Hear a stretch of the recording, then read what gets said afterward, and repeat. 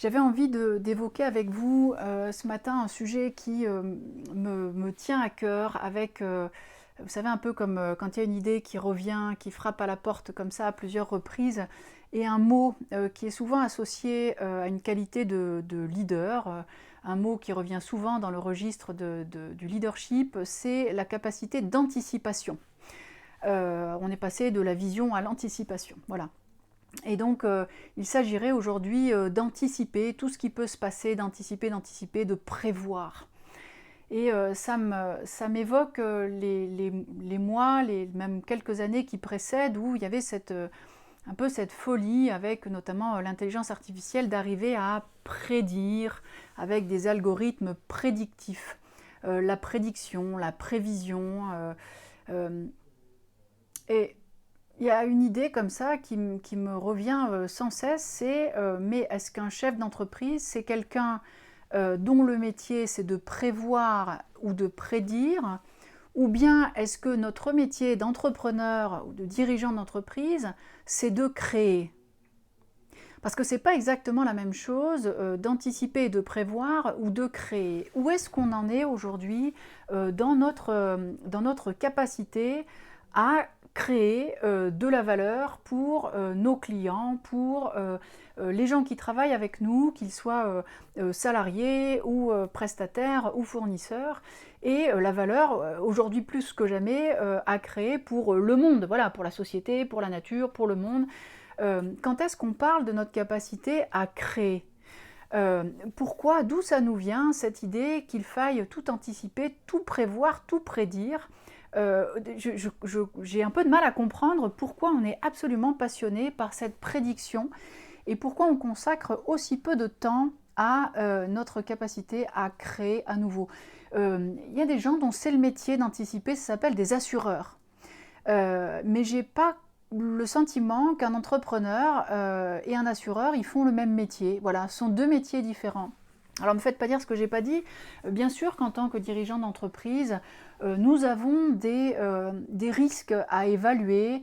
Et d'ailleurs, il y a des gens qui nous aident pour ça, voilà, que ce soit des risques psychosociaux, des cyber-risques, aujourd'hui des risques sociétaux, environnementaux, voilà, qui ont frappé brutalement à notre porte de chef d'entreprise sur un niveau planétaire. Comme ça nous met vraiment d'accord sur, ok, là on ne peut plus ignorer que quelque chose se passe et que nous avons un impact sur ce quelque chose qui est en train de se passer.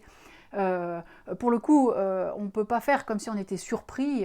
Qu'y a-t-il de surprenant aujourd'hui à ce qu'un virus comme celui qui est en train de se balader en ce moment dans le monde existe? Ce qui serait plus surprenant, ou ce qui est plus surprenant, c'est que ce ne soit pas arrivé plus souvent et depuis plus longtemps. C'est de la même façon, on sait très bien que le risque cyber, il existe et que voilà, il va arriver. Donc évidemment qu'un chef d'entreprise, il doit passer une partie de son temps mental et de sa réflexion, ou en tout cas, il y a une partie de l'équipe dans l'entreprise qui doit travailler, alors, et peut-être avec des assureurs, et peut-être avec tout un tas de métiers très compétents sur ces différents sujets, sur les risques inhérents au bon fonctionnement de nos organisations et de nos entreprises. Mais on ne va quand même pas passer le restant de notre vie d'entrepreneur à faire le métier d'anticipateur et de que va-t-il se passer, et on se prépare à quelque chose qui va se passer. Le métier d'entrepreneur, c'est un métier de création. Et j'avais juste envie de vous dire, n'oubliez pas que vous êtes des créateurs.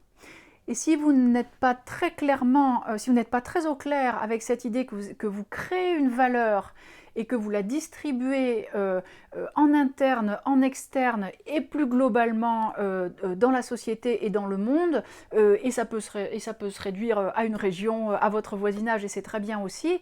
Mais si vous n'êtes pas très au clair sur la valeur que vous produisez aujourd'hui, alors c'est le bon moment pour se poser la question. Quel genre de créateur êtes-vous? Qu'est-ce que vous créez? Qu'est-ce que vous êtes en train de créer comme valeur à tous les étages de votre organisation? J'avais vraiment envie de vous inviter à à rester sur cette question. Bien sûr qu'on est en plein moment où nous vivons le risque, où nous vivons une incertitude qui est très inconfortable, avec aussi ce sens des responsabilités qu'ont les dirigeants, les chefs d'entreprise sur nos équipes, sur nos clients, sur nos partenaires. Enfin, on voit bien à quel point on est tous liés. J'ai écrit un article au tout début du confinement qui disait en fait, dans le fond, cette pandémie, elle nous montre, bien sûr, peut-être que nous sommes vulnérables, mais enfin bon, ça, c'est pas quelque chose de nouveau, et je vois pas pourquoi on est surpris de ça.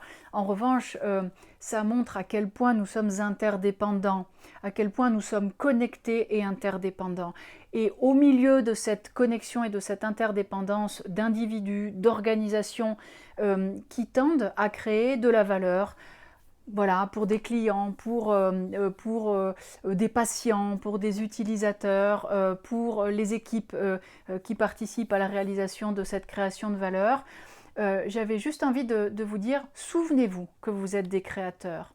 Ne vous concentrez pas, ne changez pas de métier, ne devenez pas des assureurs. On n'a pas besoin de ça en ce moment. Il y a des gens dont c'est le métier, il y a des gens qui font des lois. C'est déjà assez compliqué de s'y retrouver entre ceux qui écrivent les lois, ceux qui essaient de suivre l'actualité, de nous protéger. Si en plus on devient un entrepreneur assureur qui va essayer uniquement de prédire, d'anticiper, de prévoir et qui va juste oublier d'apprendre, de créer, d'écouter, d'être inspiré, de se lancer dans la création de valeur, quelle que soit la valeur que vous créez, alors ça sera bien triste comme société et comme modèle économique. Je crois beaucoup dans ce terreau très fertile de l'entreprise. Et j'avais juste envie de partager avec vous cette idée ce matin. N'abandonnez pas vos rêves et vos envies d'entrepreneurs, de dirigeants. Continuez dans cette période à travailler sur ce dont vous avez envie, l'entreprise que vous avez envie de devenir. Ça peut être aussi un accélérateur important de transformation, on le sait déjà, de révélation, on le sait probablement moins. Continuez à cultiver vos capacités d'innovation, vos capacités de création, vos capacités d'intention positive. Bien sûr, on doit travailler concrètement, factuellement sur cette partie de protection, bien sûr, mais il ne faut pas que nos entreprises deviennent uniquement des entreprises d'assurance. Voilà, il y a un métier pour ça. Restez des créateurs, c'était le message que j'avais envie de vous faire passer ce matin. Prenez soin de vous.